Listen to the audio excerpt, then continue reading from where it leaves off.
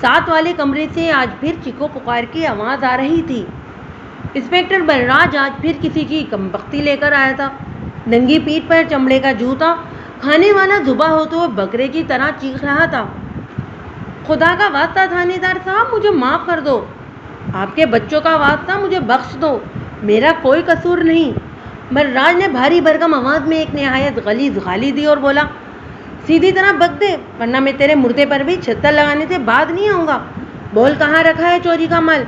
ملزم کی گھگیائی ہوئی آواز آئی، میرا رب جانتا ہے تھانے دار صاحب، میں بے قصور ہوں۔ بلراج گرج کر سپاہی سے بولا، لاؤ اس بدبخت کی ماں اور بہن کو بھی کمرے میں، وہ بھی اس کا حشر دیکھیں۔ ملزم چیخا، خدا کا واسطہ تھانے دار صاحب، یہ ظلم نہ کرو، میری ماں مر جائے گی۔ مر جائے گی تو پھر بتاتا کیوں نہیں؟ اچھا بتاتا ہوں تھانے دار، بتاتا ہوں۔ میں اپنے کمرے میں بیٹھا عموماً انسپکٹر بلراج کی قہر آلود آواز، ملزموں کی چیخو پکار سنتا رہتا تھا۔ یہ ایک شہری تھانہ تھا، انچارج ایک ڈی ایس پی تھا، میرے علاوہ جو دوسرا انسپکٹر یہاں تعینات تھا وہ بلراج تھا۔ بلراج موٹی توند والا اور نہایت سخت گیر چہرے والا ایک روایتی تھانے دار تھا۔ میں نے کئی بار اس کے منہ سے نکلے ہوئے فقرے کے الفاظ گنے تھے۔ 8 الفاظ کا فقرہ ہوتا تھا تو یقین کریں ان میں 4 انتہائی ننگی قسم کی گالیاں ہوتی تھیں۔ اس کے نزدیک ملزم سے پوچھ گچھ کا ایک ہی راستہ تھا، اس کا نام پوچھو، ناکام، بس کپڑے اتارو اور فرش پر شروع ہو جاؤ، باقی کا کام اس 2 فٹ لمبے چمڑے کے ٹکڑے کا ہے جسے لوگ چھتر کہتے ہیں۔ اسے اذیت دینے کے ایسے طریقے آتے تھے کہ ہم جیسے پولیس والے بھی دیکھ اور سن کر دنگ رہ جاتے تھے۔ بعض ملزم تو بلراج کی شکل دیکھتے ہی جھوٹے سچے الزامات بھی اپنے سر لے لیتے تھے۔ تھا تو وہ میرا ہم پیشہ، لیکن حقیقت میں ایک وہ برے پولیس والے کی تمام خصوصیات پر پورا اترتا تھا۔ جوڑ توڑ کا ماہر، شراب و عورت کا رسیا اور راشی۔ میرے ساتھ اس کے تعلقات بس واجبی سے تھے۔ وہ مجھے بہت تھانے دار کہہ کر پکارتا تھا۔ میں جانتا تھا کہ پیٹھ پیچھے وہ میرا مذاق اڑانے سے بھی نہیں چکتا۔ میں اپنے کمرے میں بیٹھا دیوار کی طرف ہونے والی گفتگو سن رہا تھا۔ بلراج نے ملزم کو ماں بہن کے سامنے ذلیل کرنے کی دھمکی دی تھی اور وہ چوری بتانے پر تیار ہو گیا تھا۔ مجھے ملزم کے ہانپنے کی آواز اپنے کمرے میں بھی سنائی دے رہی تھی۔ جلدی بتا، ایک اور غلیظ گالی بلراج کی آواز کی صورت میں آئی تھی۔ بتاتا ہوں حضور، مجھے ذرا یورین کر لینے دیں۔ میں کہتا ہوں پہلے بکواس کر حضور، میں بہت سخت آیا ہے۔ اوئے کرمداد، بلراج کی آواز آئی، جا اسے موت کرا کے لا۔ میں بڑے غور سے یہ گفتگو سن رہا تھا۔ ملزم کے آخری فقرے میں نہ جانے کیا بات محسوس ہوئی کہ میں چونک سا گیا۔ کچھ عجیب سا پرسکون سا لہجہ تھا اس کا۔ پھر میں نے اپنے کمرے کی چک سے دیکھا، 2 سپاہی ملزم کو سہارا دے کر واش روم کی طرف لے جا رہے تھے۔ بیچارے کی حالت بڑی پتلی دکھائی دیتی تھی۔ میں فارغ بیٹھا تھا، یوں ہی ٹہلتا ہوا باہر آ گیا۔ سردیوں کے دن تھے، شام ہونے والی تھی۔ تھانے کا مرہر میرے پاس آ کر کھڑا ہو گیا۔ اچانک مجھے چھت پر دھماکہ چوکڑی کی آوازیں آئیں۔ ابھی چند لمحے پہلے ملزم کو یورین کروانے کے لیے چھت پر لے جایا گیا تھا اور اب یوں لگ رہا تھا جیسے اوپر کوئی کشتی ہو رہی ہے۔ مجھے کسی خطرے کا احساس ہوا۔ میں سیڑھیوں کی طرف لپکا۔ تھانے کی عمارت کافی پرانی تھی، چھت کوئی 20 فٹ اونچی رہی ہوگی۔ میں 2 سیڑھیاں پھلانگتا چھت پر آیا۔ مرہر میرے پیچھے تھا۔ جو ہی چھت پر پہنچا میں نے ملزم کو پرلی جانب بھاگتے دیکھا۔ ایک سپاہی زمین پر گرا تھا جبکہ دوسرا ملزم کے تعاقب میں تھا۔ میں فوراً سمجھ گیا کہ ملزم کیا چاہتا ہے۔ وہ چھت سے چھلانگ لگانے کا ارادہ رکھتا تھا۔ میں نے پوری رفتار سے اس کے پیچھے لپکا۔ ملزم منڈیر سے کوئی 20 گز کے فاصلے پر تھا۔ میرا اور اس کا درمیانی فاصلہ 10 فٹ کے قریب تھا۔ عین اس وقت جب وہ منڈیر پر پہنچ چکا تھا میں نے اسے چھاپ لیا۔ ہم اوپر نیچے گرے، تھوڑا سا لڑک کر عین منڈیر کے اوپر پہنچ گئے۔ 20 فٹ نیچے سڑک پر آمد و رفت جاری تھی۔ کچھ لوگوں نے چونک کر اوپر دیکھا تھا۔ میں ملزم کو گھسیٹتا ہوا منڈیر سے نیچے لے آیا۔ وہ بری طرح چلا رہا تھا، چھوڑ دو مجھے، چھوڑ دو، مر جانے دو مجھے۔ اس کے چہرے پر دیوانگی طاری تھی۔ میں نے اسے اڑنگا لگا کر چھت پر گرا دیا۔ مرہر اور دونوں ہی سپاہیوں نے اسے دبوچ لیا۔ وہ خود کو چھڑوانے کے لیے دیوانہ وار زور لگا رہا تھا۔ دیکھتے ہی دیکھتے سڑک پر اور چھت پر مجمع لگ گیا۔ راہگیر بڑی دلچسپی سے تھانے کی چھت پر ہونے والا تماشا دیکھ رہے تھے۔ سپاہیوں نے چیختے چلاتے ملزم کی ٹانگیں اور بازو پکڑے اور اسے نیچے لے آئے۔ انسپکٹر بلراج ہمیشہ سے زیادہ آگ بگولا نظر آ رہا تھا۔ پہلے تو اس نے ملزم کو لے جانے والے سپاہیوں کو تھپڑ مارے، پھر ملزم پر پل پڑا۔ اپنی پٹی اتار کر اس نے ملزم کو اتنی بے دردی سے پیٹا کہ اسے غش آ گیا۔ ملزم کی بہن اور ماں جو بلراج کے دفتر میں بیٹھی تھی شور سن کر نکلی۔ جب انہوں نے ملزم کی حالت دیکھی تو چیختے ہوئے بلراج کے قدموں میں گر پڑی تھی، لیکن بلراج کے ہاتھ رکنے کا نام ہی نہیں لے رہے تھے۔ وہ غش کھاتے ہوئے ملزم کو بھی مارا جا رہا تھا۔ اس وقت مجھ سے برداشت نہ ہوا اور میں آگے بڑھا اور بلراج کا اٹھا ہوا ہاتھ تھام لیا۔ اس نے سرخ آنکھوں سے مجھے گھورا۔ پیچھے ہٹ جاؤ نواز۔ بس کر بلراج، میں نے سنجیدگی سے کہا، اسے قتل ہی کرنا ہے تو اندر لے جا۔ وہ دیکھ تھانے کے اندر لوگ اکٹھے ہو رہے ہیں، تھانے کو آگ نہیں لگا دیں گے لوگ۔ وہ غصے سے پھنکارا۔ پھر لوگوں کی ماں بہن ایک کرتا وہ اپنے کمرے میں چلا گیا۔ ملزم کا نام ولایت علی تھا اور وہ اسی شہر کا رہنے والا تھا۔ اس کی ماں اور بہن بار بار میرے سامنے ہاتھ جوڑ رہی تھی، بڑھیا دہائی دے رہی تھی کہ اس کا بیٹا بے گناہ ہے، اس طرح کا الزام اس پر کبھی نہیں لگا، وغیرہ وغیرہ۔ بہرحال یہ عام باتیں تھیں۔ ملزم کے لواحقین تھانوں میں ایسے ہی دعوے کیا کرتے ہیں۔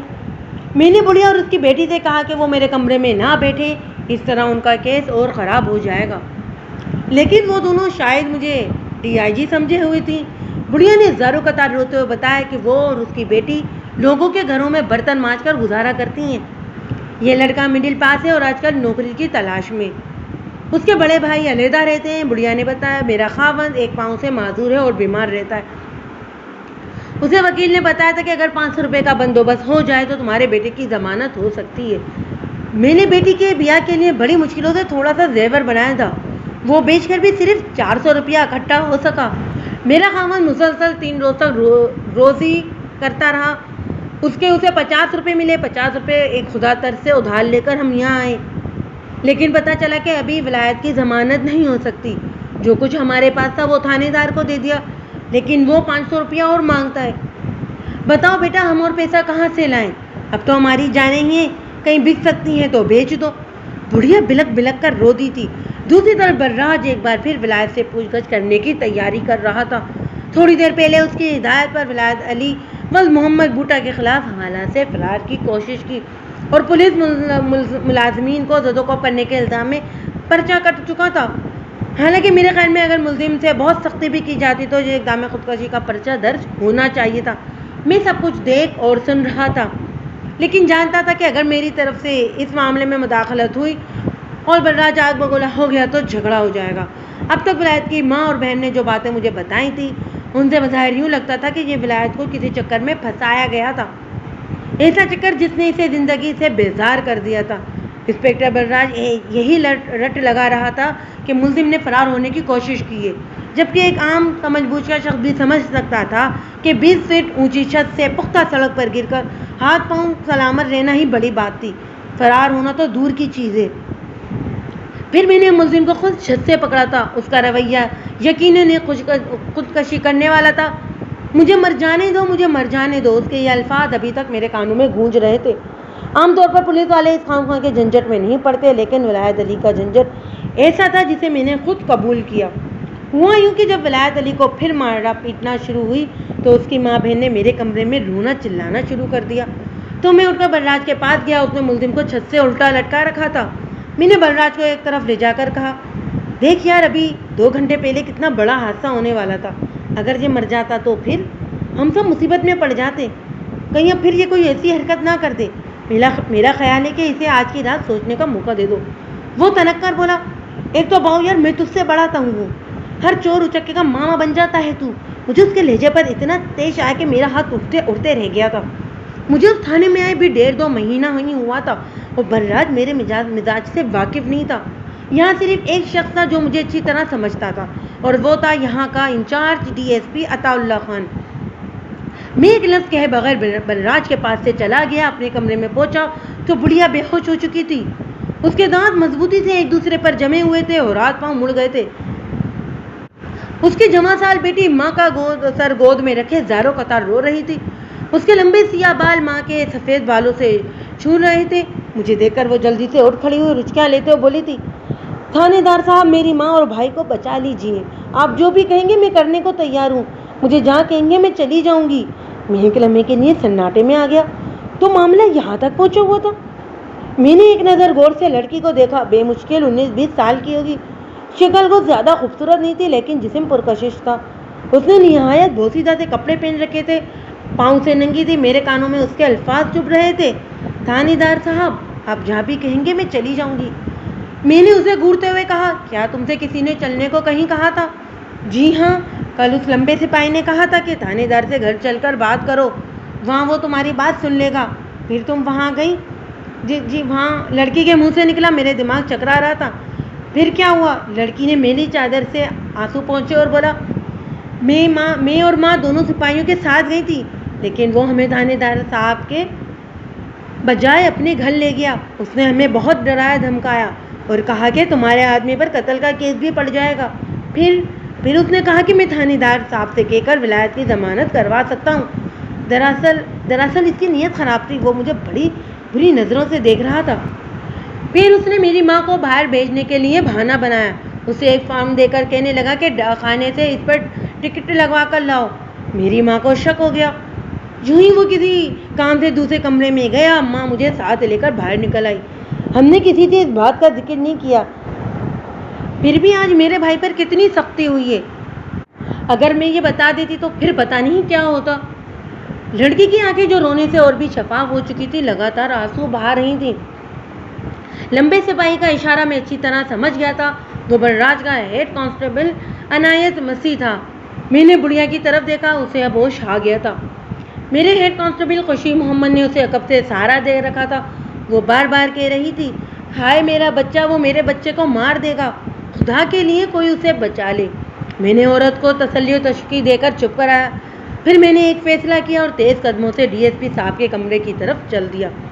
سلیوٹ کر کے میں نے ان کے سامنے کرسی سنبھالی. وہ چھت پر پیش ہونے والے واقعے کے بارے میں تفصیلات معلوم کرنے لگے.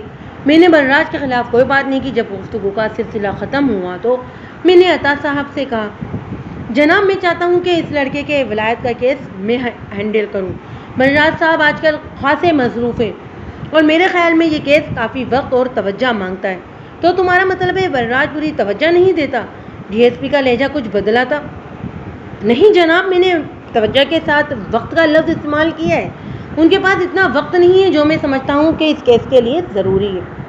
بھائی یہ تو ایک سیدھا سادہ سا معاملہ ہے, تم خواہ پریشان ہو رہے ہو. اس قسم کی باتوں سے مجھے اسٹاف میں بد دلی پھیلتی ہے. مجھے ڈی ایس پی سے اس قسم کے جوابات کی توقع نہیں تھی. میرا شک یقین میں بدل گیا کہ جب میں ملزم کی بہن سے باتیں کر رہا تھا بلراج آ کر ڈی ایس پی سے مل گیا تھا. دیرینہ ساتھ کی وجہ سے ان دونوں میں گہرے تعلقات تھے, لیکن ڈی ایس پی کا رویہ مجھ سے اب تک مہربانہ نہ رہا تھا. وہ میرے سابقہ ریکارڈ سے بخوبی واقف تھا. میں سمجھتا تھا کہ وہ بخوشی مجھے تفتیش کی اجازت دے دیں گے, لیکن لگتا تھا بلراج اس معاملے کو انا کا مسئلہ بنا رہا ہے. اگر میں ڈی ایس پی سے بحث کرتا تو ممکن تھا وہ ایسے ہی سمجھنے لگتے. ابھی میں اٹھنے کی تیاری کر ہی رہا تھا کہ ٹیلی فون کی گھنٹی بجی. دوسری طرف یقیناً کوئی اعلیٰ افسر تھا, شاید ایس پی صاحب تھے. ڈی ایس پی کا لہجہ مودبانہ ہو گیا. وہ تقریباً 10 منٹ گفتگو کرتے رہے. اس گفتگو سے میں نے جو اندازہ لگایا وہ یہ تھا, جب چھت پر ملزم اور تھانے کے درمیان کشمکش جاری تھی, سڑک پر بہت سے لوگ جمع ہو گئے تھے. لوگوں کے جمع ہونے سے کچھ دیر کے لیے ٹریفک بھی رک گئی تھی. اس جام ٹریفک میں ایک گاڑی کسی صوبائی وزیر کی تھی. وزیر کی گاڑی کے ساتھ ایک جیپ میں پریس کے نمائندے بھی تھے. ان لوگوں نے جیپ کی چھت پر کھڑے ہو کر چھت پر ہونے والی ہاتھا پائی کی تصویریں بنا لی تھیں. وزیر صاحب نے بھی سارا معاملہ اپنی آنکھوں سے دیکھا. اب وہ متعلقہ حکام پر سخت برہم تھے. ان کا کہنا تھا کہ اس تھانے میں پہلے بھی 1-2 واقعات ایسے ہو چکے ہیں, بلکہ واقعہ تو خود میری تعیناتی کے دوران ہوا تھا.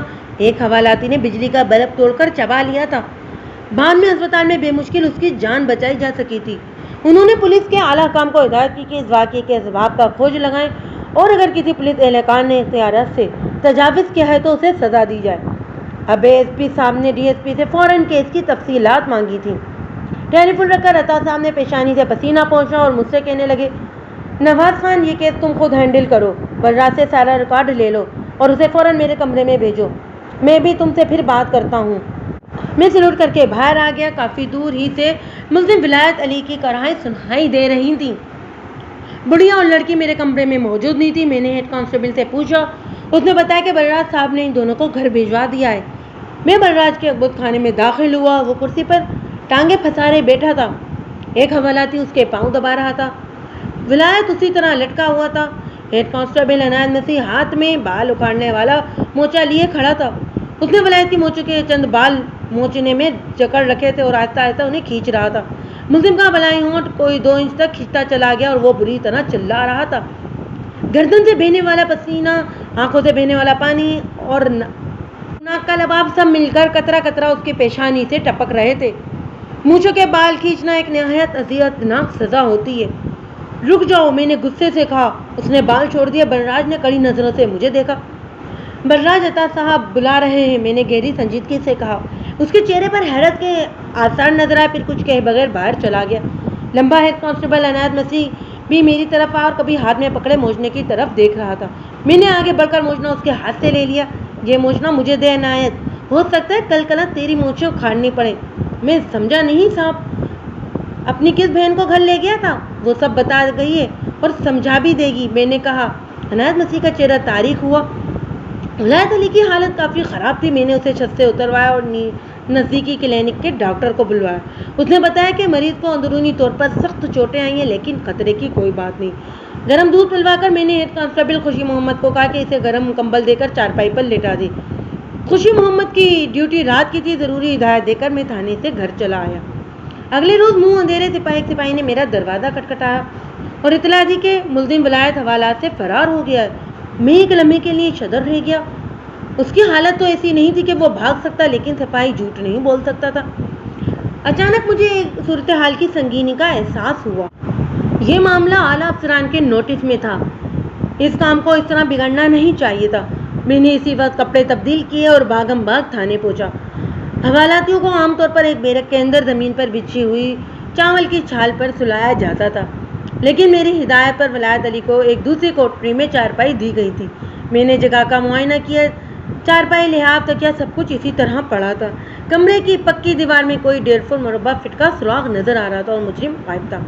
یہ کوٹری عمارت کی بیرونی جانب تھی اور شاذ و نادری یہاں کوئی حوالاتی رکھا جاتا تھا۔ بہرحال جیسے بھی ہوئی غلطی ہو چکی تھی۔ میرے خیال میں سب سے زیادہ قصور ہیڈ کانسٹیبل خوشی محمد تھا۔ حوالاتیوں کی نگہداشت اس کی ذمہ داری تھی اور میں نے خاص طور پر اسے ولایت کا خاص خیال رکھنے کی تاکید کی تھی، لیکن لگتا تھا رات کسی پہر وہ سو گیا تھا اور ملزم کو نقب لگا کر فرار ہونے کا موقع مل گیا۔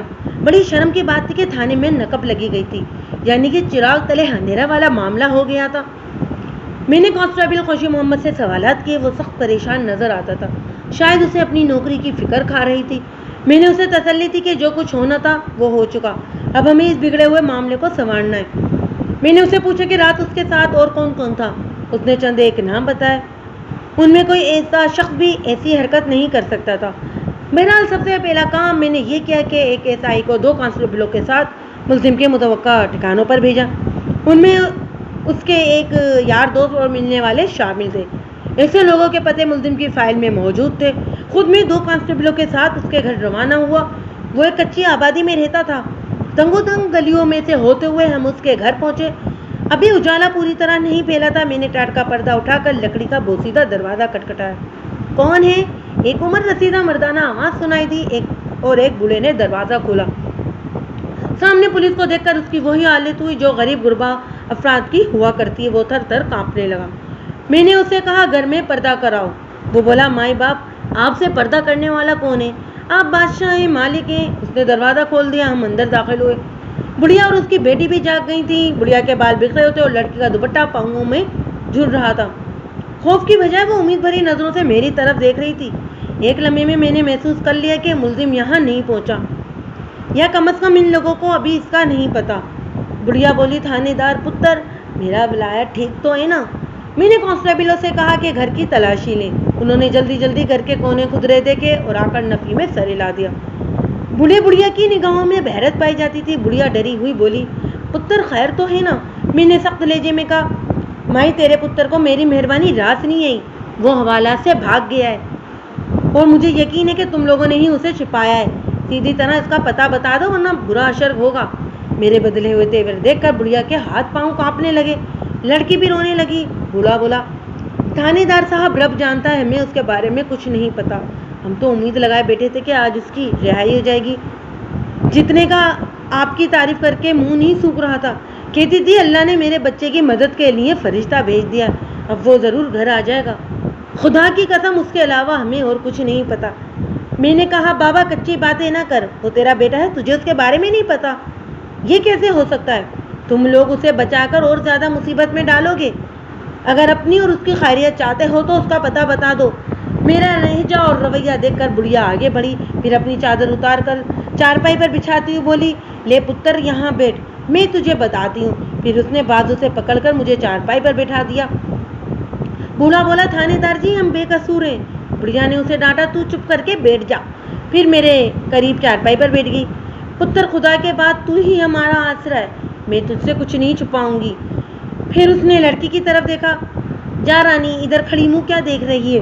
لڑکی اندر چلی گئی تو پھر بڑھیا بولی، پتر میرا ولایت برا نہیں تھا، جیسا بھی تھا شام کو 4 پیسے لے کر ہی آتا تھا، ریڑھی پر کلفی لگا کر بیچتا تھا۔ روز پڑوس والی کہتی تھی جنت کا پتر نیک اور کما ہوئے۔ پھر اسے ایک بدبخت کڑی کی نظر کھا گئی۔ میں نے آج تک اس ڈائن کا نام بھی نہیں سنا، لوگ کہتے ہیں کہ کسی اسکول میں پڑھاتی تھی۔ پگلا تو میرا بیٹا ہی تھا، کسی کو کیا کہوں؟ بھلا سوچتا کہاں وہ پڑھی لکھی نخرے والی ماسٹرنی اور کہاں یہ کلفیاں بیچنے والا، لیکن یہ تو اس کے فریب میں ایسا آیا کہ ہر وقت اسی کی لٹک میں رہتا۔ پتہ نہیں اس چڑیل نے کیسا جادو کر دیا تھا میرے بیٹے پر۔ پھر وہی ہوا جو ہونا تھا، اس نے کسی اور سے بیاہ کر لیا اور یہ پاگل ریڑھی چھوڑ چھاڑ کر فقیروں کے حال میں گلیوں میں پھرنے لگا۔ اب اسے پورے 4 مہینے ہوئے ہیں کاروبار چھوڑے ہوئے، صبح کا نکلا شام کو آتا ہے۔ میں نے سمجھایا، باپ نے سمجھایا، بہن نے واسطے دیے، لیکن وہ تو جیسے اس دنیا میں ہی نہیں۔ میں روز کہتی تھی اس طرح آوارہ پھرے گا تو کسی دن شام کو تیری راہ دیکھتی رہ جاؤں گی، اور پھر یہی ہوا۔ 4-5 دن پہلے پولیس والوں نے اسے پکڑ لیا۔ میں رات گئے تک دہلیز پر بیٹھی رہی، ساری رات ہم اس کا انتظار کرتے رہے۔ صبح ایک محلے دار نے بتایا کہ رات ولایت پکڑا گیا ہے، اس نے کسی کے گھر چوری کی ہے۔ تھانے دار پتر پتہ نہیں کس ماں جلے نے ہم سے یہ بیر کمایا، مجھے تو لگتا ہے یہ اسی ماسٹرنی کے کسی ہوتے سوتے کا کام ہے۔ میرا بیٹا لاکھ آوارہ سہی، لیکن اللہ جانتا ہے۔ اس سے آگے بڑھیا نے بیٹی کی صفائی میں وہی تھانے والی تقریر شروع کرنی تھی۔ میں نے اسے ہاتھ کے اشارے سے روکتے ہوئے کہا، اماں دیکھو، اگر تمہارا بیٹا یہاں آئے یا تمہیں اس کی کوئی اطلاع ملے تو فوراً تھانے اطلاع کرو، صرف ایک یہی صورت ہے اس کی مدد کی۔ یہ کہتا ہوا میں ولایت کے گھر سے باہر آ گیا۔ اب میرا رخ اس ماسٹرنی کی طرف تھا جس کا ذکر ولایت کی ماں نے کیا تھا اور جس کے متعلق فائل میں بھی اندراج تھا۔ چوری کی رپورٹ کے ساتھ کوئی 10-15 شہادتیں موجود تھیں۔ ان شہادتوں سے پتہ چلتا تھا کہ بروز ہفتہ 9 دسمبر ولایت علی محمد بوٹا لوہے کے مصروف تھانے دار سیٹھ عبدالعزیز کے گھر آیا اور ان سے کہنے لگا کہ وہ قالینوں کی صفائی کرتا ہے۔ سیٹھ صاحب نے اسے کام بتا کر معاوضہ طے کیا اور خود دکان پر چلے گئے۔ گھر میں 2 ملازم اور 2 عورتیں تھیں۔ صفائی کے دوران نظر بچا کر ولایت علی نے سیٹھ کی الماری سے ایک طلائی انگوٹھی، 3000 روپے نقد اور تقریباً اتنی ہی مالیت کی ایک دستی گھڑی چرا لی۔ اس چوری کا علم شام کو ہوا۔ پولیس نے ولایت کو ایک چائے خانے سے شراب کے نشے میں دھت گرفتار کر لیا تھا۔ ابتدائی رپورٹ سے پتہ چلتا تھا کہ ولایت علی اچھے کردار کا لڑکا نہیں، بے روزگار ہے، بس کبھی کہیں سفیدی کر لیتا ہے، کبھی دیواروں پر اشتہار لگاتا نظر آتا ہے تو کبھی قالینوں کی صفائی شروع کر دیتا ہے۔ نزدیکی آبادی جام نگر کی ایک شادی شدہ عورت سے اس کا چکر ہے، عموماً اس کے گھر کے گرد منڈلاتا رہتا ہے۔ اس گلی میں ایک پان والے سے اس کی دوستی ہے، اکثر اس کے ہاں بیٹا نظر آتا ہے۔ یہ تمام معلومات میرے ذہن میں محفوظ تھیں۔ اب میرا رخ جام نگر کی طرف تھا۔ یہ ایک متوسط آبادی تھی، چھوٹی موٹی کوٹھیاں بھی نظر آتی تھیں۔ جس وقت ہم یہاں پہنچے دن کافی چڑھ آیا تھا، لوگ اپنے اپنے کاروبار سے گھر کی طرف جا رہے تھے۔ میں نے جیپ سیدھی کی، پان شاپ پر رکوائی۔ پان والا ایک صحت مند نوجوان تھا۔ جیپ دکان کے سامنے رکتے دیکھ کر وہ ٹھٹک گیا۔ میں نے اسے جیپ کے اندر بلا کر پوچھ تچھ شروع کر دی۔ حسب توقع اس نے ولایت کے فراری سے لا علمی کا اظہار کیا۔ میں نے اس پر زیادہ سختی نہیں کی اور ولایت کے یارانے کے متعلق پوچھا تو وہ انکار کرتا رہا، لیکن جب اسے یہ پتہ چلا کہ پولیس کافی کچھ جانتی ہے تو اس نے تھوڑی دور ایک مکان کی طرف اشارہ کرتے ہوئے بتایا کہ اس مکان میں رہنے والی ایک عورت سے ولایت کے تعلقات رہے۔ اس عورت نے ولایت کو بڑے بڑے سباق دکھائے تھے، پھر ایک دوسرے شخص سے شادی کر لی۔ میں نے اس کے شوہر کے بارے میں پوچھا تو لڑکا جس کا نام شاہد حنیف تھا بتانے لگا کہ لڑکی کا شوہر کسی دفتر میں چپڑاسی ہے۔ میں یہ انکشاف سن کر حیران رہ گیا۔ میں نے ایک نظر پھر اس مکان کی طرف دیکھا۔ مکان کو بہت اچھا نہیں تھا، لیکن ایک چپراسی کی تنخواہ میں تو ایسے مکان کا صرف خواب ہی دیکھا جا سکتا تھا۔ بہرحال یہ ایسی کوئی عجیب بات بھی نہیں تھی۔ بعض اوقات چپراسی بھی کافی لمبے ہاتھ مار لیتے ہیں۔ اگر ہم لوگ بادشاہ مانتے ہیں تو چپراسی کو کم از کم وزیر تو ماننا چاہیے، اور یہ بھی ضروری نہیں کہ چپراسی ہی ویسا ہی ہو جیسا کہ عام طور پر تصور پایا جاتا ہے، یعنی کمزور جسم، ڈھیلی ڈھالی پتلون اور سر پر سیکنڈ ہینڈ لی ہوئی ٹوپی۔ چپراسی تو جوان جہاں اور خوبرو بھی ہو سکتا ہے، یقیناً یہ بھی کوئی ایسا ہی چپراسی ہوگا۔ ابھی لڑکے سے گفتگو ہو ہی رہی تھی کہ سامنے والے مکان کا دروازہ کھلا۔ میں چوکنا ہو کر دیکھنے لگا۔ ایک سائیکل کا پہیہ نظر آیا، پھر سائیکل والا تھانے والے شخص کے بھی دروازے کی اور سے نکل آیا۔ اسے دیکھتے ہی میں پہچان گیا کہ یہ ولایت کی محبوبہ کا شوہر ہے۔ میرا دوسرا اندازہ بالکل غلط تھا، یعنی چپراسی کوئی خوبصورت شخص نہیں تھا۔ کمزور جسم، ڈھیلا ڈالا لباس اور سانولا رنگ، عمر بھی 35 سے کم دکھائی نہیں دیتی تھی۔ اس کے عقب میں ایک عورت دکھائی دی۔ میں نے عورت کی صرف ایک جھلک دیکھی، لیکن یہ ایک جھلک بتانے کے لیے کافی تھی کہ عورت جوان اور خوبصورت ہے۔ میں نے حیرانگی سے پان فروش کی جانب دیکھا۔ اس نے ثابت میں سر ہلایا، یعنی یہی شخص دروازے میں کھڑی عورت کا شوہر تھا۔ میرے ذہن میں کئی شعبے سر ابھارنے لگے۔ میں نے لڑکی سے کچھ باتیں اور پوچھی، جن سے پتہ چلا کہ چپراسی کا نام نذیر محمد ہے۔ یہ انکم ٹیکس کے دفتر میں کام کرتا ہے، کافی ہوشیار آدمی ہے۔ ایک بیوی کو پہلے مار چکا ہے، اس میں سے کوئی نہیں، اس کا کوئی بچہ نہیں تھا۔ یہ مکان بھی 3-4 ماہ پہلے مکمل ہوا ہے۔ اس سے پہلے وہ ایک جگہ ایک کمرے کے خستہ گھر میں رہتا تھا۔ لڑکے نے بتایا کہ یہ شخص طبیعت کا بڑا غضیلا ہے، ذرا سی بات پر بھڑک اٹھتا ہے، بیوی پر بھی سختی کرتا ہے۔ اڑوس پڑوس والے کہتے ہیں کہ بیوی پر اس کا بڑا رعب ہے، اس کی اجازت کے بغیر وہ کسی سے بات بھی نہیں کر سکتی۔ لوگوں کو حیرانی ہوتی ہے کہ یہ عورت اس شخص کے ساتھ نبھا کیسے کر رہی ہے۔ میں نے پان فروش کا یہ طویل بیان غور سے سنا۔ صورتحال کچھ الجھی ہوئی تھی۔ ایک حسین و جمیل عورت ایک پکی عمر کے چپراسی کی بیوی تھی، اور وہ اس پر سختی بھی کرتا تھا۔ پان فروش سے پتہ چلا کہ نذیر بیوی کے ساتھ اکیلا رہتا ہے۔ اس کے ماں باپ فوت ہو چکے ہیں، لیکن اس کی ساس کبھی کبھی یہاں آتی ہے۔ ایک دفعہ نذیر نے اپنی ساس کو بھی مارا تھا۔ پتہ نہیں اس نے کیا چیز اسے اٹھا کر ماری تھی کہ بیچاری کا ماتھا پھٹ گیا تھا۔ بعد میں گلی کے کمپاؤنڈر سے ہمسائے لڑکے نے اس کی پٹی کروائی تھی۔ پان فروش نے بتایا کہ یہ 2-3 ہفتے پہلے کی بات ہے۔ اتنے میں ایک شخص ہماری جیپ کے قریب آیا اور بھاری بھرکم آواز میں السلام علیکم کہہ کر میری طرف ہاتھ بڑھا دیے۔ میں نے مظاہرہ کیا، تھوڑی سی کوشش سے میں اسے پہچان گیا۔ یہ گنپت لال آچاریہ تھا تو ہندو، لیکن بڑا خوش اخلاق شخص تھا۔ 1-2 بار میں نے اخبار میں اس کی تصاویر دیکھی تھی۔ سیاست میں دلچسپی رکھتا تھا، لیکن میں اسے سماجی کاموں کے حوالے سے زیادہ جانتا تھا۔ 1-2 بار کسی کی ضمانت کے سلسلے میں بھی تھانے آیا تھا۔ اس کی آواز نے مجھے چونکا دیا۔ جناب، یہ تو بڑی زیادتی ہے، آپ اس علاقے میں آئیں اور ہم آپ کے درشن سے محروم رہے۔ چلیے میرے ساتھ گھر۔ اس نے اپنی کار آگے بھجوا دی اور خود میرے ساتھ ہی جیپ میں بیٹھ گیا۔ اس کا اصرار دیکھ کر میں انکار نہ کر سکا۔ یوں بھی مجھے چپراسی اور اس کی بیوی کے بارے میں معلومات درکار تھیں، اور گنپت لال سے زیادہ معلومات کوئی دوسرا مجھے نہیں دے سکتا تھا۔ چند فلانگ دور اس کی کوٹھی تھی۔ ہمیں لے کر وہ ڈائننگ روم میں آ گیا۔ میں نے اسے کہا کہ مجھے اس وقت بہت جلدی ہے، میں صرف اس کے علاقے ایک گھر کے متعلق جاننا چاہتا ہوں۔ وہ فوراً ہمدن گوش ہو گیا۔ میں نے چپراسی نذیر محمد کا نام لیا تو اس کے چہرے پر الجھن کے تاثرات نظر آنے لگے۔ پھر وہ بولا، خان صاحب، نذیر محمد کو میں بہت اچھی طرح جانتا ہوں، میرے پاس آتا جاتا رہتا ہے، انکم ٹیکس میں چپراسی ہے، میرا خیال ہے اس نے کہیں لمبا ہاتھ مارا ہے۔ بہرحال ان محکموں میں تو یہ سب کچھ چلتا رہتا ہے۔ میں نے پوچھا، کوئی اور بات جو اس کے متعلق آپ کو معلوم ہو؟ گنپت لال بولا، خان صاحب، بیوی بڑی خوبصورت ہے اس کی اور جوان بھی، پتہ نہیں کیا چکر چلا ہے بدماش نے۔ میں نے کہا، گنپت جی، میں بھی اس لڑکی کے متعلق ہی جاننا چاہتا ہوں، میرا خیال ہے کہ آپ کو زیادہ پتہ ہوگا۔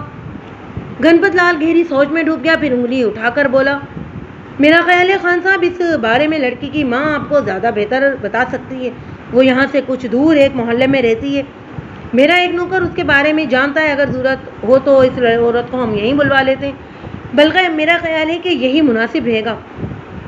میرے بولنے سے پہلے ہی گنپت لال اپنے کسی ملازم کو آوازیں دینے لگا۔ ملازم آیا تو گنپت لال نے اسے کچھ ہدایت دی اور اسے روانہ کر دیا۔ مجھے لگ رہا تھا جیسے وہ اس معاملے میں دلچسپی لے رہا ہے۔ ہم بیٹے ادھر ادھر کی باتیں کرتے رہے۔ کوئی 1 گھنٹے بعد گنپت لال کا ملازم ایک فربان اندام عورت کو لیے اندر داخل ہوا۔ عورت کی عمر 40 سال کے لگ بھگ ضدی لباس اوسط درجے کا تھا۔ پان فروش کے بیان کے مطابق اس کے ماتھے پر زخم کا 2-3 ہفتے پرانا نشان دکھائی دیتا تھا۔ عورت بے حد خوفزدہ تھی۔ میں نے اسے کہا ڈرنے دھمکنے کی کوئی ضرورت نہیں، میں اس سے صرف چند باتیں پوچھنا چاہتا ہوں۔ ظاہر ہے سب سے پہلے میں نے اس سے اس کی بیٹی کی شادی کے بارے میں پوچھا۔ عورت نے بتایا کہ نذیر کو اس نے اپنی مرضی سے داماد بنایا ہے۔ اس سلسلے میں اس پر یا اس کی بیٹی پر کوئی دباؤ ڈالا نہیں گیا۔ اس نے کہا تھانے دار صاحب بچے رشتے کہاں ملتے ہیں، بیٹیوں کی عمر ڈھلتے دیر نہیں لگتی اور ایک بار وقت ہاتھ سے نکل جائے تو ساری عمر پچھتانا پڑتا ہے۔ میں اکیلی جان بیٹی کہاں تک اس کی حفاظت کرتی، بس جیسا اس کے مقدر میں لکھا تھا اسے مل گیا، اللہ اسے اپنے گھر میں خوش رکھے۔ عورت دانائی کی باتیں کر رہی تھی لیکن یہ باتیں مجھے ہضم نہیں ہو رہی تھیں۔ جیسا کہ میں نے بتایا کہ لڑکی نہ صرف جوان اور خوبصورت تھی بلکہ پڑھی لکھی اور بروسے روزگار بھی تھی۔ ایک رنڈوے چپراسی سے اس کا بیاہ ہو جانا کچھ عجیب سا لگتا تھا۔ پھر میرا دھیان ولایت علی کی طرف چلا گیا۔ ممکن تھا کہ لڑکی کی بدنامی ہو چکی ہو اور مزید بدنامی کے خوف سے ماں نے اسے چپراسی نذیر کے کھوٹے سے باندھ دیا ہو۔ میں نے کہا اماں دراصل کل تھانے سے ایک مجرم بھاگا ہے، میں اسی کی تلاش میں ہوں، اس کا نام ولایت علی ہے۔ میری اطلاع کے مطابق ماضی میں تمہاری بیٹی کے ساتھ اس کا نام لیا جاتا رہا ہے۔ عورت کے چہرے پر ایک سایہ سا آ کر گزر گیا۔ وہ گلا کھنگار کر بولی تھانے دار صاحب اس لڑکے نے ہم ماں بیٹیوں کو بڑا دکھ دیا ہے، نہ جانے وہ کہاں سے میری معصوم زلیخا کے پیچھے پڑ گیا تھا۔ میں نے کہا کیا تمہیں معلوم ہے وہ اب بھی تمہاری بیٹی کے پیچھے؟ اسے اکثر چپراسی نذیر محمد کے گھر کے سامنے دیکھا جاتا ہے۔ مجھے ایک اطلاع ملی ہے اور وہ بھی کہ وہ دونوں اب بھی ملتے رہتے ہیں۔ میں نے اندھیرے میں تیر چھوڑا تھا۔ عورت کے ہونٹ کانپنے لگے۔ نہیں تھانے دار صاحب میری بیٹی بد کردار نہیں، وہ ایسا نہیں کر سکتی، کسی نے اس پر الزام دھرا ہے، وہ تو اپنے میاں کے ساتھ بہت خوش ہے اور تم بھی اپنے داماد سے خوش ہو۔ بالکل جی بالکل۔ عورت کے نشان اس کے ماتھے کی چوٹ کی چگلی کھا رہے تھے۔ کوئی 12 بجے میں گنپت لال کے ہاں سے واپس تھانے روانہ ہوا۔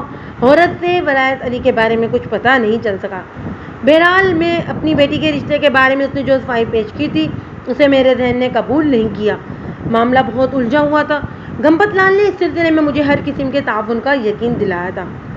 میں تھانے پہنچا تو فضا کچھ خراب دکھائی دے رہی تھی۔ سارے عملے کے چہرے پر ہوائیاں اڑی ہوئی تھیں۔ پتہ چلا تھا کہ تھوڑی دیر پہلے ایس ایس پی صاحب خود تھانے تشریف لائے ہوئے تھے۔ وہ ڈی ایس پی صاحب پر بہت برہم تھے۔ ہم ڈی ایس پی صاحب اپنے کمرے میں مجھ پر برہم ہونے کے لیے بے چین تھے۔ میں خود کو اس مصیبت کے لیے تیار کرتا ان کے کمرے میں داخل ہوا۔ وہ بے قراری سے کمر پر ہاتھ باندھے ٹہل رہے تھے۔ انسپکٹر بلراج منہ پھلائے ایک کونے میں کھڑا تھا۔ میں نے سلیوٹ کیا۔ عطا صاحب نے غیر آلود بھری نظروں سے مجھے گھورا، پھر خود پر ضبط کرتے ہوئے بولے کیا رپورٹ ہے نواز؟ جناب میں صبح کا تفتیش پر نکلا ہوا ہوں، کچھ پیش رفت ہوئی ہے۔ پیش رفت نہیں، مجرم چاہیے، مجرم۔ وہ میز پر چھری مار کر چلائے تمہیں پتہ ہے ابھی یہاں کیا ہوا ہے؟ پتہ ہے تمہیں کچھ؟ نہیں سر، میں نے کہا۔ وہ ایک قدم چل کر اور آگے ہے۔ ابھی صرف آدھا گھنٹہ پہلے تھانے کے اندر 2000 آدمی کھڑا تھا، وہ مطالبہ کر رہے تھے۔ پتہ ہے کیا مطالبہ کر رہے تھے؟ کیا سر؟ میرے منہ سے نکلا۔ وہ کہہ رہے تھے پولیس تشدد سے ہلاک کرنے والے بے گناہ شہری کی لاش دو، ان اہلکاروں کو حوالے کرو جو اس قتل کے ذمہ دار ہیں، ورنہ ہم اس تھانے کو آگ لگا دیں گے۔ بولو کہاں ہے وہ حوالاتی؟ میں سختی کے عالم میں کھڑا تھا۔ معاملہ یہ رخ اختیار کر لے گا، مجھے اس کی توقع نہیں تھی۔ اس کا مطلب تھا ملزم کے فرار کو اس کی موت سمجھا جا رہا تھا۔ لوگ سمجھ رہے تھے کہ کل تھانے کی چھت پر نظر آنے والا ملزم پولیس تشدد سے مر گیا ہے اور اس کی لاش کو غائب کر کے اس کے فرار کی کہانی گڑھی گئی ہے۔ صورتحال نہایت تفتیشناک تھی۔ بلراج بولا یہ سارا معاملہ تمہاری نرمی کا نتیجہ ہے نواز، اگر تم خاموش رہو۔ میں نے ڈی ایس پی کی پرواہ کیے بغیر دھاڑا، یہ میری نرمی نہیں تمہاری سختی کا نتیجہ ہے۔ تم نے اسے جانوروں کی طرح مارا، تم نے اسے پیسے وصول کیے، تمہارے ماتحت نے اس کی ماں اور بہن کو تنگ کیا۔ وہ میری وجہ سے خودکشی کرنے چھت پر نہیں گیا تھا، میں نے اسے صرف پکڑا تھا، اور اگر نہ پکڑتا تو تمہاری پتلون بھی اس وقت تم نہیں ہوتی۔ میرا غصہ دیکھ کر بلراج چپ ہو گیا۔ ڈی ایس پی عطا قطرے نرمی سے بولے یہ وقت ایک دوسرے پر انگلیاں اٹھانے کا نہیں، کچھ کرنے کا ہے۔ صورتحال ہماری توقع سے کہیں زیادہ خراب ہو سکتی ہے۔ کچھ لوگ اس معاملے کو ہوا دینے کی کوشش کر رہے ہیں۔ انہوں نے اپنی گھڑی پر نگاہ دوڑائی اور فیصلہ کن لہجے میں بولے اس وقت ٹھیک 12:30 بجے ہیں، ہمارے پاس کل 22 گھنٹے باقی ہیں، ملزم تھانے میں پہنچنا چاہیے۔ کل 10:30 بجے سے پہلے ملزم اس تھانے میں موجود ہو۔ یہ اب تم دونوں کی ذمہ داری ہے. وہ زمین کے 7 پردوں میں بھی ہے تو اسے ڈھونڈنا ہوگا. اس سلسلے میں جس مدد کی ضرورت ہو مل سکتی ہے. ایس ایس پی صاحب سے میرا مستقبل رابطہ قائم ہے. مجھے یہ بتانے کی ضرورت نہیں ہونی چاہیے کہ کل 10:30 بجے تک ملزم برابر نہ ہونے سے کیا صورتحال پیش آ سکتی ہے. اتنے میں ٹیلی فون کی گھنٹی بجی اور ڈی ایس پی صاحب اسی اعلیٰ افسر کو تازہ صورتحال سے آگاہ کرنے لگے. میں اپنے کمرے میں آیا تو ایس آئی نے مفرور ولایت علی کے 4 دوستوں کو زمین پر بیٹھا رکھا تھا. ان میں وہ 5 فروز بھی شامل تھا جس سے کل میں نے بات کی تھی. باقی تینوں کی عمریں بھی 20-22 کے درمیان تھی. ان میں سے ایک قالینوں کا کام کرتا تھا جبکہ 2 موٹر میکینک تھے. ان میں سے میں نے ایک سے 2 گھنٹے پوچھ تاچھ کی. وہ ولایت کے بارے میں کچھ نہیں بتا سکے. ان چاروں سے ولایت اور زلیخا کے چکر کے بارے میں جو کچھ پتا چلا اس کا لبے لباب یہ تھا. ولایت ایک اسکول کے سامنے اپنی کلفی کی ریڑھی لگاتا تھا. ایک دفعہ یہ ہوا کہ زلیخا جو اسکول میں پڑھاتی تھی برقع پہنے باہر نکلی اور گیٹ پر کھڑے اس ٹانگے میں بیٹھ گئی. خوشوان کچھ دوسرے بچوں کو لینے گیٹ پر کھڑا تھا کہ اچانک گھوڑا بھدکا اور باہر نکلا. زلیخا کی چیخیں سن کر ولایت نے ٹانگے کے پیچھے دوڑ لگا دی. کچھ فلانس بھاگ کر وہ سر پر دوڑتے ٹانگے پر سوار ہو گیا. اس نے گھوڑے پر قابو پانے کی بڑی کوشش کی لیکن وہ ایک چھوٹی سی پتلی سی پل سے ٹکرایا اور ٹانگے سمیت نہر میں جا گرا. نہر میں پانی کا بہاؤ بہت تیز تھا. زلیخا ڈوبنے لگی لیکن ولایت نے یہاں بھی ہمت سے کام لیا اور اسے کھینچتا ہوا نہر سے باہر لے آیا. کنارے پر پہنچتے ہی وہ بے ہوش ہو گیا. اس کے سر پر گہری چوٹ آئی تھی. وہ ایک ہفتہ اسپتال رہا اور زلیخا اسے باقاعدگی سے دیکھنے آتی رہی. بس یہیں سے ان کی محبت کا آغاز ہو گیا. اس کے دوست اکثر اسے سمجھاتے تھے کہ اس پیار کا انجام بہت اچھا نہیں ہوگا لیکن وہ کسی کی نہیں سنتا تھا. دن رات زلیخا کا دم بھرتا تھا. اکثر کہا کرتا تھا اگر وہ نہ ملی تو خودکشی کر لے گا. لیکن 5-6 مہینے پہلے لڑکی نے اچانک شادی رچا لی. اس وقت سے وہ نیم پاگل بنا پھرتا تھا. بس کبھی کبھار نشے کی لت پوری کرنے کے لیے کوئی کام کر لیتا تھا. ان چاروں لڑکوں سے اپنی پوچھ گچھ کے دوران میں نے کئی اہم نکتے دریافت کیے. ایک بات تو یہ معلوم ہوئی کہ جس روز ولایت پر چوری کا الزام لگا اس روز ایک کوٹھی کا ملازم خود ولایت کو لے کر گیا تھا. اس شخص کے مالک نے اس کے خلاف چوری کی رپورٹ درج کرائی جبکہ اپنے بیان میں مدعی یعنی سیٹھ عبدالعزیز نے کہا تھا کہ ملزم خود اس کے دروازے پر آیا اور کام طلب کیا تھا. رپورٹ میں لکھا تھا کہ ملزم صبح 9 بجے کے قریب آیا جبکہ 5 فروز اور ایک لڑکے نے فرداً بیان دیا تھا کہ 9:30 بجے تک ولایت ان دونوں کے پاس بیٹھا رہا تھا. ایک بات یہ بھی قابل غور تھی کہ 8-9 ہزار روپیہ چوری کرنے کے بعد بھی ملزم نے کہیں روپوش ہونے کی کوشش نہیں کی. شام 7 بجے چوری کا علم ہوا اور ٹھیک 1 گھنٹے بعد 8 بجے اسے اس چائے خانے سے پکڑ لیا گیا جہاں وہ اکثر بیٹھا کرتا تھا. لیکن سوال یہ پیدا ہوتا تھا کہ چوری کا کیس اگر جھوٹا بھی تھا تو اس سے ملزم کی برآمدگی میں کیا مدد مل سکتی تھی. وقت بہت کم تھا. ایس پی صاحب کے دیے ہوئے 22 گھنٹوں میں سے 2.5 گھنٹے گزر چکے تھے. میں نے فوری طور پر سیٹھ عزیز اور چپراسی نذیر سے ملنے کا فیصلہ کیا. زیر تفتیش افراد کو سب انسپکٹر کے سپرد کر کے میں بلراج کے کمرے میں آیا. وہ کرسی سے ٹیک لگائے گہری سوچ میں گم تھا. یوں لگتا تھا کہ وہ میز پر بیٹھے بیٹھے ہی یہ کیس حل کرنا چاہتا ہے.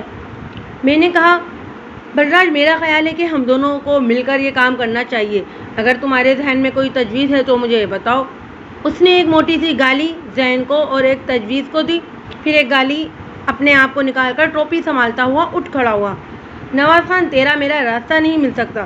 تو اپنے راستے جا مجھے اپنے راستے جانے دے. یہ کہتا ہوا وہ باہر نکل گیا. میں سوچ بھی نہیں سکتا تھا کہ اس کا راستہ اتنی دور نکل جائے گا. وہ جیسا بھی تھا میرا ہمپیشہ اور ساتھی تھا. وہ تیز قدموں سے چلتا ہوا کمرے سے باہر نکل گیا. پھر میں نے اسے کبھی زندہ نہیں دیکھا. میں کوئی 3:15 بجے تھانے سے نکلا. روانہ ہونے سے پہلے میں نے تھانے کی تقریباً نصف نفری کو مختلف ٹکڑوں میں بانٹ کر ولایت کی تلاش میں لگا دیا. اس سلسلے میں 2-3 نزدیکی تھانوں سے بھی مدد لی جا رہی تھی. میرا رخ اب سیٹھ عزیز کی دکان کی طرف تھا. سیٹھ ایک 40-45 سالہ شخص تھا. وہ دراصل ترازو فروشی کنڈے اور اس قسم کی دوسری چیزیں بیچنے کا کام کیا کرتا تھا.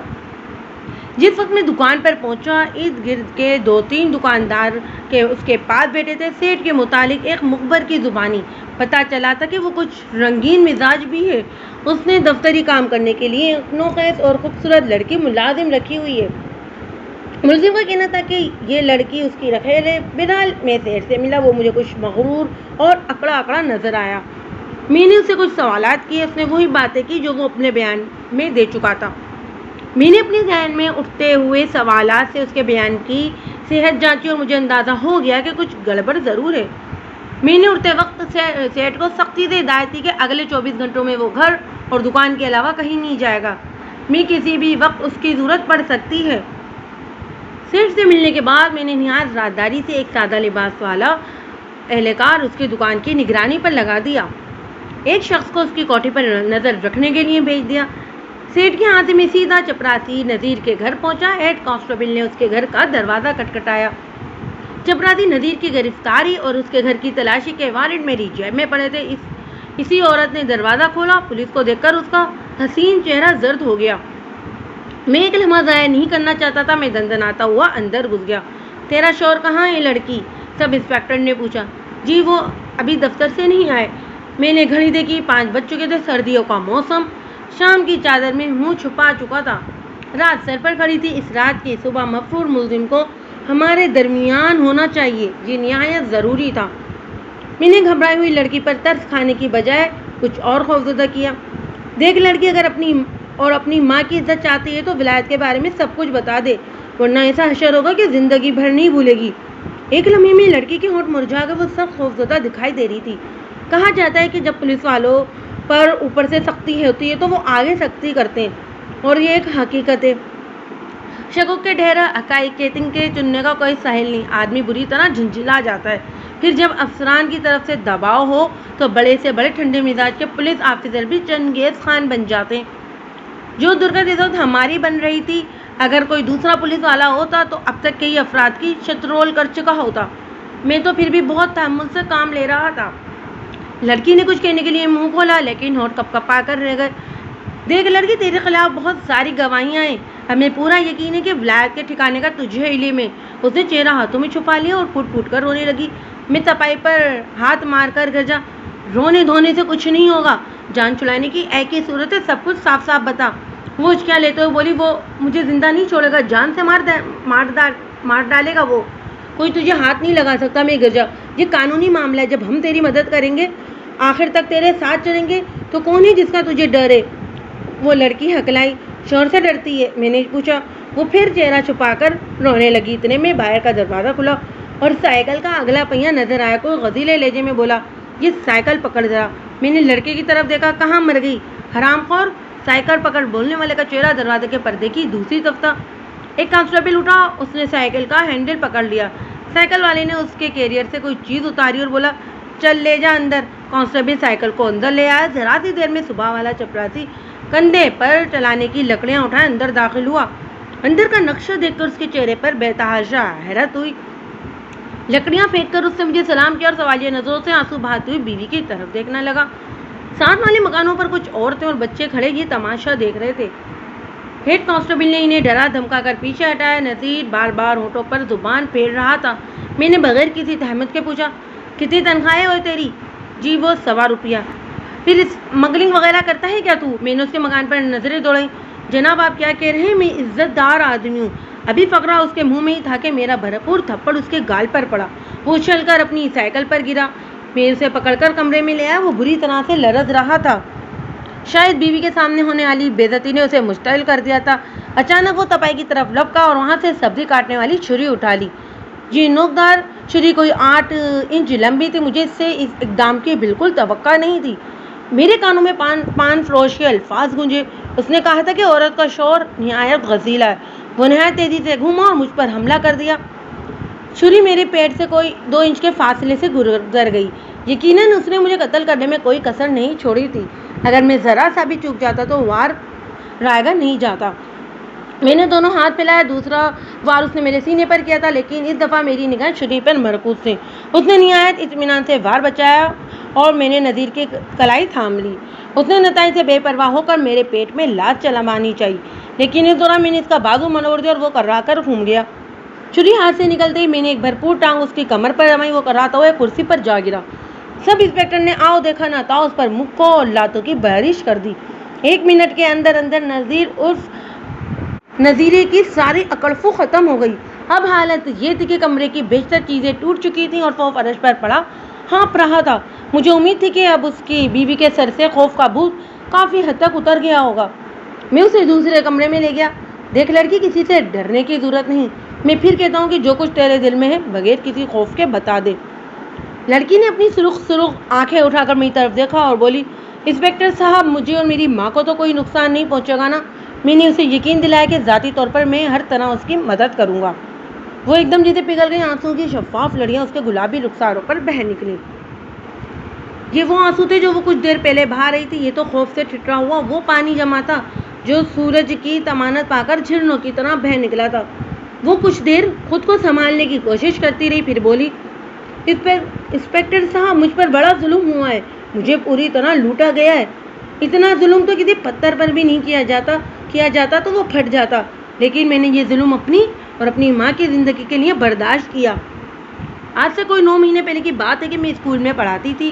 اسکول کے ایک ملازم نے عداوت کی وجہ سے میری کئی ماہ کی تنخواہ رکوا رکھی تھی۔ میری ایک سہیلی نے مجھے گنپت لال آچاریہ سے ملنے کا مشورہ دیا۔ شاید آپ جانتے ہوں، یہ وہی گنپت ہے جو سماجی کارکن کے طور پر مشہور ہے اور 2 سال پہلے یہ الیکشن میں بھی کھڑا ہوا تھا۔ میں نے اصابت میں سر ہلایا، ذہن مختلف اندازے لگا رہا تھا۔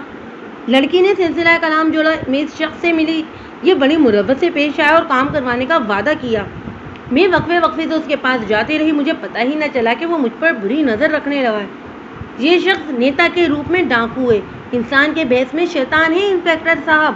اس نے مجھے اپنی جال میں بری طرح پھنسایا کہ مجھے اپنی بربادی صاف نظر آنے لگی۔ جب مجھے اندازہ ہوا کہ میں اس کے ہاتھ اتنی آسانی سے اپنی عزت نہیں گنواؤں گی تو اس نے پندرا بدلا۔ ایک روز اس نے مجھ سے کہا، زلیخا، میں تم سے بیاہ کرنا چاہتا ہوں۔ میں نے ایک لمحہ سوچے سمجھے بغیر انکار میں جواب دیا۔ وہ حیرت سے میرا منہ دیکھنے لگا۔ اس کا خیال تھا کہ اتنے مشہور و معروف اور امیر کبیر شخص کی پیشکش میں کبھی نہیں ٹھکرا سکوں گی۔ وہ سخت برہم ہوا اور بولا، تو نے میرا دوسرا روپ نہیں دیکھا، تجھے ایسی سزا دوں گا کہ ساری عمر یاد رکھے گی۔ میرا شوہر نذیر گنبت لال کی چپلیں اٹھایا کرتا تھا۔ ایک دفعہ اس نے مجھے کوئی مذاق کیا تھا اور میں نے گنبت لال کے سامنے اسے تھپڑ مارے تھے۔ گنبت لال نے کچھ روز بعد نذیر سے کہا کہ وہ میری ماں سے رشتہ مانگے۔ ایک رشتے والی نذیر کے لیے میرا رشتہ مانگنے ہمارے گھر آئی تو ماں نے اسے سخت برا بھلا کہا۔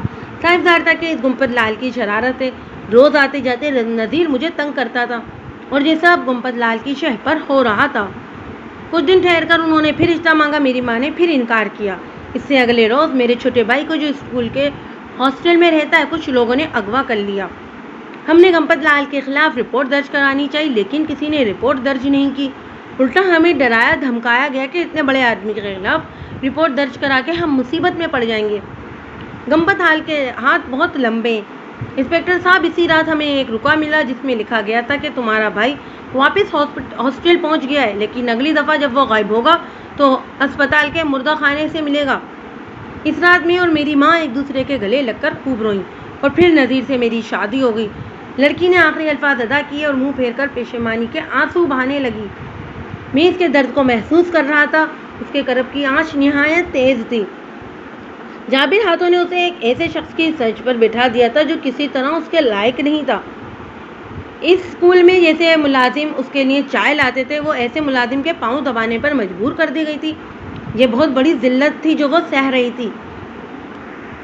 کبھی میری ماں مجھ سے ملنے آتی تو نذیر اس کے ساتھ بھی بڑی سختی سے پیش آتا ہے۔ کچھ روز پہلے اس نے شیشے کا گلاس مار کر میری ماں کا ماتھا زخمی کر دیا تھا۔ شادی کے بعد پہلی بار میں نے اس سے احتجاج کیا، وہ سخت آگ بگولا ہو گیا۔ اس روز گنبت لال نے میری ماں کو اپنے گھر بلایا اور اسے دھمکی دی کہ اگر تیری بیٹی نے شوہر کی عزت نہ کی تو تم سب کا انجام برا ہوگا۔ کہنے لگا کہ تیری بیٹی تو ایک کلفی والے سے شادی کرنے لگی تھی، چپراسی کلفی والے سے تو اچھا ہے۔ روانی میں زلیخا خود ہی اصل موضوع کی طرف آ گئی تھی۔ ہاں، یہ ولایت کا کیا معاملہ ہے؟ میں نے اس سے پوچھا۔ زلیخا بولی، انسپکٹر صاحب، میں نادان بچی نہیں، تھوڑا بہت پڑھی لکھی بھی ہوں، برا بھلا بھی سمجھتی ہوں۔ ولایت سے میں نے کبھی شادی کا نہیں سوچا۔ حقیقت یہ ہے کہ وہ گنبت لال آچاریہ سے بہتر انسان ہے، اس نے میری زندگی بچائی ہے انسپکٹر صاحب۔ میں یہ احسان تا حیات فراموش نہیں کر سکتی۔ میرے دل میں اس کی بڑی عزت ہے اور ہمیشہ رہے گی۔ میں پورے یقین سے کہہ سکتی ہوں انسپکٹر صاحب کہ اس پر چوری کا جو مقدمہ بنا ہے وہ جھوٹا ہے۔ یہ سب گنبت لال اور اس کے آدمیوں کی سازش ہے۔ شاید آپ کو معلوم نہ ہو کہ سیٹھ عزیز اور گنبت لال گہرے دوست ہیں۔ یہ ایک اہم نقطہ تھا جو میں نے ذہن میں محفوظ کر لیا۔ آخر کے 10-15 منٹ میں نے لڑکی کو کریدنے کی بہت کوشش کی کہ وہ ولایت علی کے بارے میں کچھ بتا سکے، لیکن لگتا تھا کہ اسے اس کے بارے میں کچھ علم نہیں۔ بہرحال وہ بار بار یہی کہہ رہی تھی کہ اس کی ماں اور بھائی کی زندگی بچائی جائے۔ دیکھا جائے تو لڑکی نے مجھ پر اعتماد کر کے ایک بہت بڑا رسک لیا تھا۔ ایک طرح سے اس نے چادر کا پلو جھاڑ کر اپنا سب کچھ مجھے سونپ دیا تھا۔ میں نے پورے خلوص سے اسے یقین دلایا کہ اس پر کوئی آنچ نہیں آئے گی، اس کی مصیبتوں کا دور گزر چکا ہے، اب جو دن آئے گا وہ پہلے سے اچھا ہوگا۔ نذیر عرف نذیرے کو گرفتار کر کے میں نے کانسٹیبل کو لڑکی کی حفاظت پر چھوڑا اور دوسرے ہیڈ کانسٹیبل کو ہدایت کر کے لڑکے کے ہاسپٹل پہنچایا اور نگراں سے اجازت لے کر یہاں اپنے بہن کے پاس اسے لے آئے۔ اگر اسکول کی انتظامیہ کوئی رکاوٹ ڈالے تو ڈائریکٹ صاحب سے رابطہ قائم کرے۔ اس کے بعد میں نے ملزم نذیر کو جیپ میں بٹھایا اور تھانے لے آیا۔ تھانے پہنچا تو بہت سے اہلکاروں بیرونی گیٹ پر ہی میں نے ان کو کھڑے دیکھا۔ چہرے پر پریشانی منڈلا رہی تھی۔ میں سمجھ گیا کہ کوئی گڑبڑ ہوئی ہے۔ جیپ رکی ہی تھی کہ ایک کانسٹیبل آیا اور بغیر سلیوٹ کے گلوگیر لہجے میں بولا تھا، بلراج صاحب کو گولی لگ گئی ہے، کسی نے انہیں قتل کیا ہے۔ ایک لمحے کے لیے میں بونکھا رہ گیا۔ کانسٹیبل نہ جانے کیا کچھ کہہ رہا تھا، لیکن میرا ذہن معاف ہو چکا تھا۔ پھر حواس بحال کر کے میں نے کانسٹیبل کو جیپ میں بیٹھنے کا حکم دیا اور ملزم کے 2 سپاہیوں کو حوالے کر کے موقع واردات کی طرف چل دیا۔ راستے میں کانسٹیبل نے بتایا کہ بلراج صاحب کی لاش ایک بوری میں بند دریا کے کنارے سے ملی ہے۔ یوں لگتا تھا کہ لاش کو دریا پر بند کر کے وہ لوگ لائے تھے، پھر کسی وجہ سے اسے کنارے کے قریب چھوڑ کر بھاگ گئے۔ کوئی آدھے گھنٹے کے بعد ہم دریا کے کنارے پہنچے۔ لاش وہیں موجود تھی۔ پولیس اہلکار ضروری کارروائی کر رہے تھے۔ ڈی ایس پی صاحب بھی وہیں موجود تھے۔ میں نے لاش دیکھی اور یقین نہیں آیا کہ چند گھنٹے پہلے مجھ سے باتیں کرنے والا شخص ہمیشہ کے لیے خاموش ہو چکا ہے۔ کاش میں اس وقت اسے جانے سے روک لیتا۔ وہ کنارے کی ریت پر چت لیٹا تھا۔ گولی اس کے حلق میں لگی تھی اور گردن کے پچھلے حصے تک چلی گئی تھی۔ جسم پر وردی موجود تھی اور اس کی حالت سے اندازہ ہوتا تھا کہ قاتل اور مقتول کے درمیان سخت ہاتھا پائی ہوئی ہے۔ میں اس کی لاش دیکھ رہا تھا اور آنکھوں میں سے آخری ملاقات کا منظر گھوم رہا تھا کہ اچانک میرے ذہن میں ایک خیال آیا اور جسم میں سنسناہٹ دوڑ گئی۔ اس سے پہلے اتنی مصروفیت رہی کہ مجھے سوچنے کا بالکل موقع نہیں ملا۔ بلراج چند گھنٹے پہلے بڑے اعتماد کے ساتھ روانہ ہوا تھا۔ یوں لگتا تھا کہ اس کے ذہن میں کوئی خاص بات ہے جو اسے سیدھی مفرور ملزم کے ٹھکانے تک پہنچا دے گی۔ کہیں ایسا تو نہیں تھا کہ وہ ملزم کے متعلق جانتا ہو یا پھر اس نے ملزم کو فرار کرایا ہو۔ ذہن تیزی سے واقعات کی کڑی سے کڑی جوڑ رہا تھا۔ ظاہر ہے کیس میرے پاس منتقل ہونے سے بلراج کی سبکی ہوئی تھی۔ اسے معلوم تھا کہ ملزم کو لاک اپ کی بجائے علیحدہ کوٹری میں سلایا اور وہاں سے بآسانی اسے نکالا جا سکتا ہے۔ ظاہر ہے ملزم کے غائب ہونے میں میری سخت بدنامی ہوئی تھی کیونکہ میں نے ہی اس کے ساتھ نرمی کا سلوک کیا تھا۔ ذہن پکار اٹھا، یقیناً یہی بات ہے، ورنہ خود ملزم تو اس قابل تھا ہی نہیں کہ دیوار توڑ کر فرار ہوتا۔ بلراج نے اسے سازش کے تحت فرار کرایا تھا، لیکن پھر حالات غیر متوقع طور پر دوسرا رخ اختیار کر گئے تھے۔ لوگوں نے سمجھا کہ ملزم پولیس تشدد سے ہلاک ہو گیا اور پولیس نے اس کے فرار کا ڈرامہ کھیلا ہے۔ ظاہر ہے اس صورت میں مجھ سے زیادہ بلراج قصوروار ٹھہرتا تھا کیونکہ ملزم پر تشدد اسی نے کیا تھا۔ میں دریا کے کنارے سب سے الگ ریت پر ٹہل رہا تھا اور جیسے گھوڑوں کا میدان بنا ہوا تھا۔ واقعات خود بخود ایک دوسرے سے پیوست ہو رہے تھے۔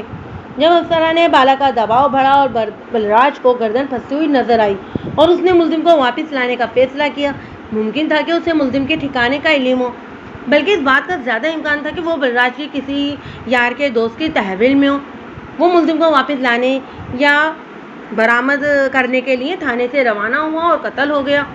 بظاہر تو یہی نظر آتا تھا کہ جب اس نے ملزم کو واپس لانا چاہا تو اس نے اسے گولی مار دی، لیکن اس مرحلے میں یقین سے نہیں کہا جا سکتا تھا کہ اگر میرا یہ مفروضہ درست تھا تو ملزم از خود فرار نہیں ہوا تو پھر اسے بلراج کے سوا اور کون فرار کرا سکتا تھا۔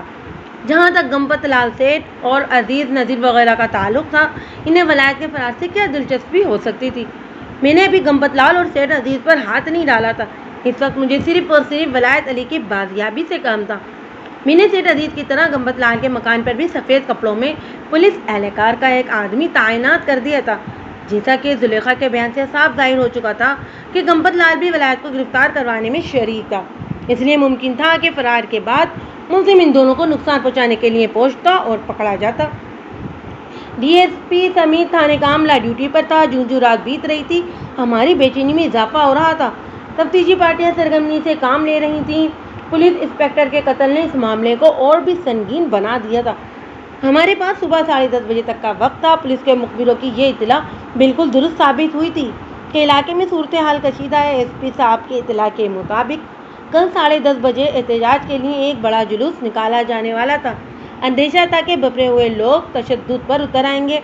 अगर जुलूस की रवानगी से पहले पहले मुलजिम बरामद हो जाता तो इस खतरे को रोका जा सकता था। घड़ी के टिक टिक सारे दिलों की धड़कन में इजाफा कर रही थी। इस वक्त तकरीबन 2:30 बजे थे जब DSP साहब ने मुझे अपने कमरे में बुलाया। इनके पास एक अहम इत्तला पहुंची थी। मैं इस वक्त नज़ीर उर्फ नज़ीरे से पूछगछ कर रहा था। बेहद मार खाने के बाद इसने बताया था कि उसके कहने पर गंपत लाल आचार्य ने विलायत को चोरी के झूठे केस में फंसाया था, लेकिन उसके फरार के मुतालिक वो कुछ नहीं जानता था।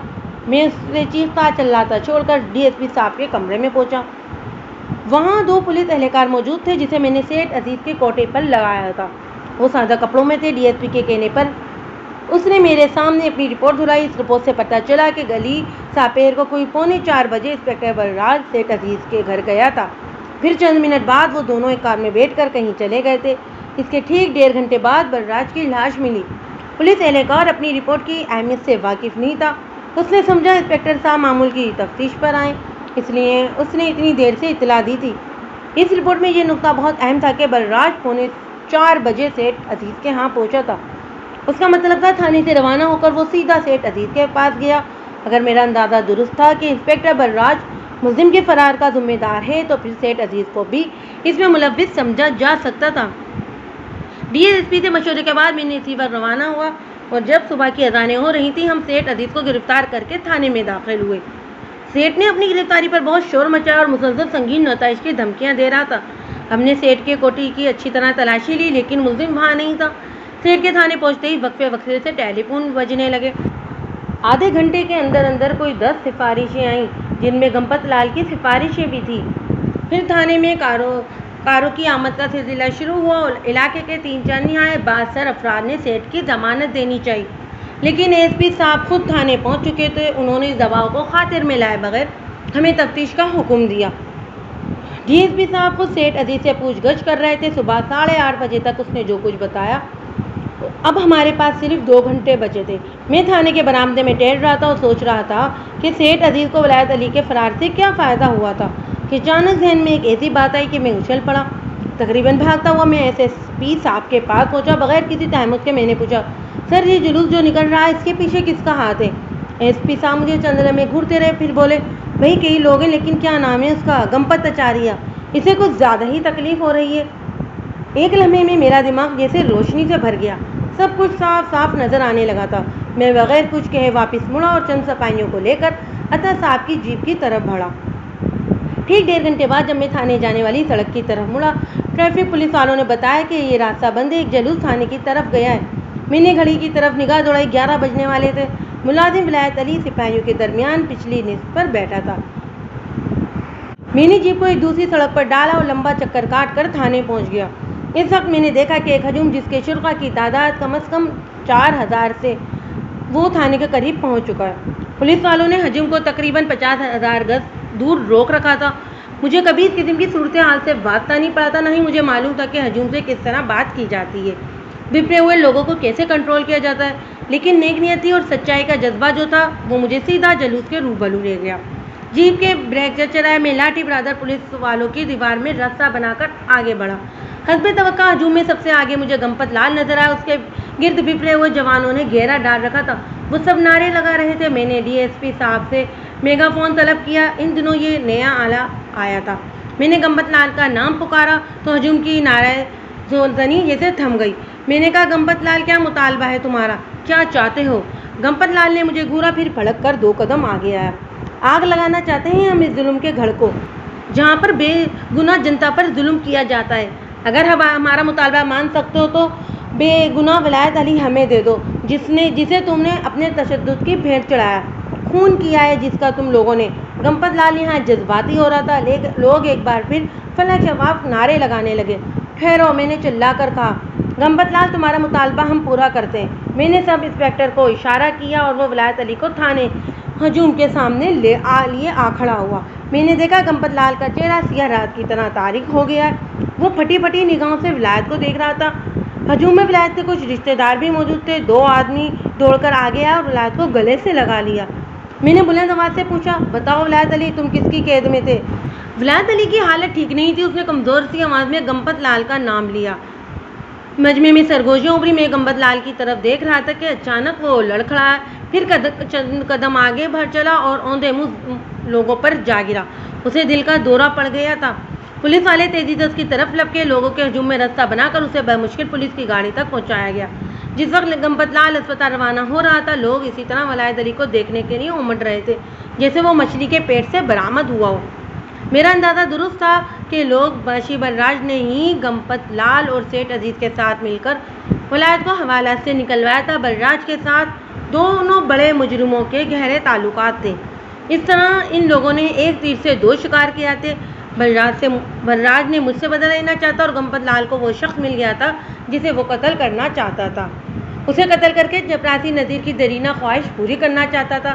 لیکن پھر حالات یوں ہوئے کہ لوگ مقامی پولیس سے بدظن ہو گئے۔ انہوں نے ہمیں تھانے کے سامنے احتجاج کیا۔ یہی وہ موقع تھا جب گنپت لال نے ایک تیر سے تیسرے شکار کی ٹھانی۔ مقامی انتظامیہ کو بدنام کرنے کا موقع ہاتھ سے نہیں گنوانا چاہتا تھا۔ اس نے لوگوں کو بھڑکایا کہ ولایت علی پولیس تشدد سے مر گیا ہے۔ لیکن اس مقام پر آ کر انسپیکٹر بلراج اور گنپت لال میں اختلاف پیدا ہو گیا۔ انسپیکٹر بلراج کی نوکری خطرے میں تھی اور گنپت لال اپنی سیاست چمکا رہا تھا۔ وہ سیٹھ عزیز کو لے کر گنپت لال کے گھر گیا اور اسے حوالاتی واپس کرنے کو کہا۔ اس مسئلے میں دونوں میں تلق کلامی ہوئی جو بعد میں ہاتھا پائی کا رنگ اختیار کر گئی۔ ہاتھا پائی میں انسپیکٹر بلراج نے پستول نکالا جس کی گولی اسی کو لگ گئی۔ جب مجھے ایس پی صاحب سے معلوم ہوا کہ اس جلوس کے پیچھے گنپت لال کا ہاتھ ہے تو میں فوراً سمجھ گیا کہ اصل معاملہ کیا ہے۔ میں نے گنپت لال کے گھر پر چھاپا مارا اور ولایت علی کو ایک تاریک کمرے سے برآمد کر لیا۔ بعد میں ولایت علی کا کیا ہوا، زلیخا کا کیا بنا، اس بارے میں آپ یقیناً جاننا چاہیں گے۔ ملازم نذیر عرف نجا بڑے مجرموں کا ساتھی ثابت ہوا۔ اس پر گبن کا بھی ایک مقدمہ بنا۔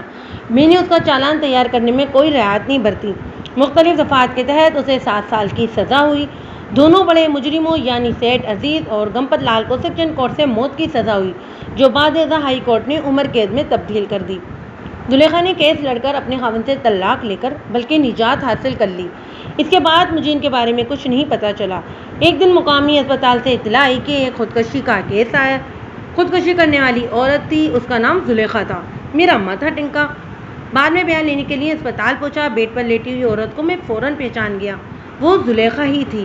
اس کے قریب کھڑا نوجوان ولایت تھا۔ وہ صاف ستھرے کپڑوں میں ملبس تھا اور خوشی جیسے اس کے چہرے پر پھوٹی پڑ رہی تھی۔ مجھے اس افسوسناک واقعے پر نوجوان کی خوشی پر حیرت ہوئی۔ وہ مجھے دیکھتے ہی اٹھ کھڑا ہوا اور ایک جانب لے گیا۔ اس نے انتہائی جوش و خروش سے مجھے بتایا کہ زلیخا بچ گئی ہے اور وہ مجھ سے شادی کرنے پر بھی تیار ہو گئی ہے۔ بغیر میرے پوچھے وہ بے تکان بولتا چلا گیا۔ اس کی باتوں سے پتہ چلا کہ وہ 2-2.5 سالوں میں اس نے حیرت انگیز ترقی کی ہے اور آج کل ایک برف کے کارخانے میں حصے دار ہے۔ وہ زلیخا سے محبت کرتا تھا اور اس سے شادی کرنا چاہتا تھا، لیکن وہ کہتی تھی کہ میں اب کبھی شادی نہیں کروں گی۔ اس طویل کشمکش کا انجام زلیخا کے اقدام خودکشی کی صورت میں ہوا تھا، لیکن وہ بچ گئی تھی اور چند منٹ پہلے اس کہانی کا انجام یہ ہوا تھا کہ اس نے ولایت کی بات مان لی تھی۔ میں نے بستر کی طرف دیکھا۔ اس وقت زلیخا کی نیمواں آنکھیں ولایت کی آنکھوں سے ٹکرائیں۔ اس کے زرد چہرے پر دھیمی سی مسکراہٹ پھیل گئی۔ میں نے خوش و خرم جوڑے کو پریشان کرنا مناسب نہیں سمجھا اور کیس درج کیے بغیر واپس چلا آیا۔